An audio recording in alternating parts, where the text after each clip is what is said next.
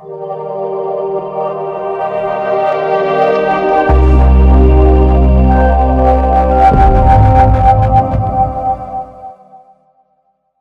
ce que j'ai compris de l'histoire de Bathsheba, elle a trompé son mari, et donc Isha Sota. Donc c'est pas précis, elle n'est pas Isha Sota, c'est une femme adultère.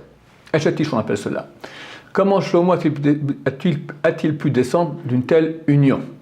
Autre question à ce propos, comment se fait-il que même si l'homme pardonne à sa femme l'adultère, doit-il s'en séparer?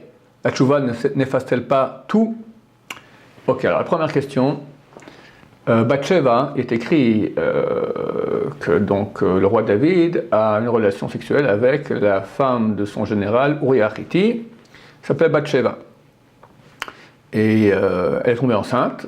L'enfant de cette union est mort pour finir à la naissance, mais après David s'est marié avec Bathsheba et est né Shlomo, le roi Salomon, qui était un des grands tzadikim de toute l'histoire. Votre question, comment se fait-il que le roi David se marie avec une femme avec laquelle elle a fait l'adultère, car une femme adultère est interdite et à son mari, et avec la personne avec elle a fait l'adultère. Elle ne peut jamais se marier ni avec l'un ni avec l'autre. Elle doit se séparer, elle doit divorcer de son mari, et ne peut pas se marier avec l'homme avec qui elle a pratiqué l'adultère. La réponse est très simple. Il y a un problème très aigu, encore actuel, qui s'appelle le problème des agunot. C'est une femme, elle est mariée, et son mari disparaît. On ne sait pas où il est parti à la guerre, jamais revenu, ou il a pris l'avion s'est écrasé, ou autre chose du même type, un beau jour il ne revient plus à la maison, on ne sait pas où il est. Tant qu'on n'a pas une preuve claire comme quoi il est mort, cette femme ne peut pas se remarier. Pourquoi? Parce que peut-être que le mari est encore vivant, et donc elle se marie maintenant avec une personne, elle fait un adultère chaque fois qu'elle a une relation avec lui, les enfants sont des mamzerim, plus eux, leurs descendants ne peuvent pas se marier avec des juifs normaux durant toute l'histoire, c'est un super gros problème. Les plus grands sages de notre génération s'assoient sur chaque dossier pour essayer d'autoriser ces femmes-là. Des fois ils arrivent, des fois ils n'arrivent pas.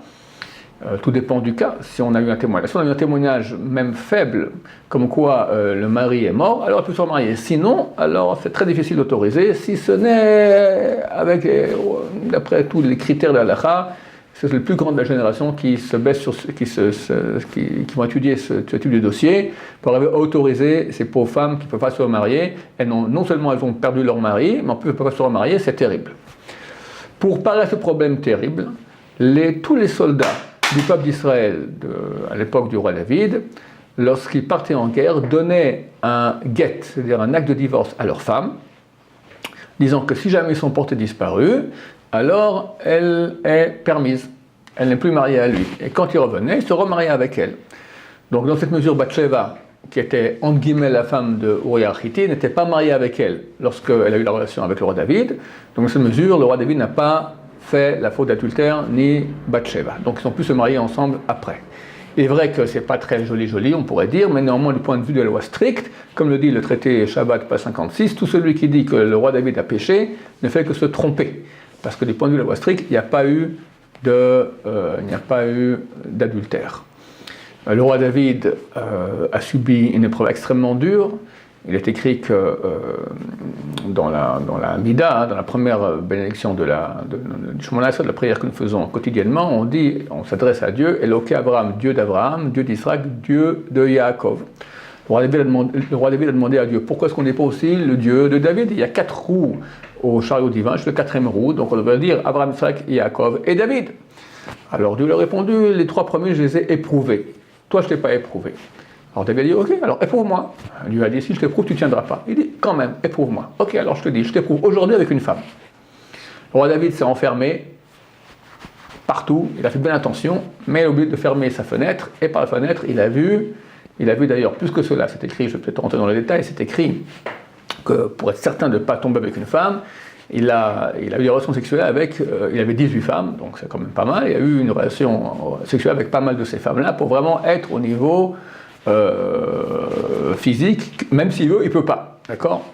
Alors Chazal dit, il a oublié un enseignement extrêmement important. Tout celui, on a un petit organe chez l'homme, donc l'organe sexuel, celui qui l'affame est rassasié, celui qui le rassasie est affamé. Plus on a de relations, plus on en veut. Ça développe une plus grande envie. Comme n'importe quelle addiction, plus on en a, plus on en veut. Plus on se retient de l'acte sexuel, plus on est assouvi, on n'a pas un moins besoin grand de le faire. Donc là, il a fait une erreur, et par la fenêtre, il a vu Bathsheba, il l'a invité à boire un thé, et il a fait le péché avec elle. Donc néanmoins, bien qu'il ait fait quelque part un petit péché, mais du point de vue de la loi stricte, ce n'est pas un péché, d'autant plus que Dieu l'a éprouvé, il lui a dit tu ne tiendras pas, c'est-à-dire que c'était une épreuve extrêmement dure, nous on ne se rend pas compte de ce que c'était, mais si Dieu dit lui tu ne tiendras pas, et que lui fait tout ce qu'il faut pour tenir, et néanmoins il est tombé dans le panneau, et le roi David était une âme de calibre tout à fait exceptionnel, donc il est clair qu'il n'a pas péché. Si péché il y a eu, c'est à son niveau à lui, par rapport à ce que Dieu lui a demandé. Shalom.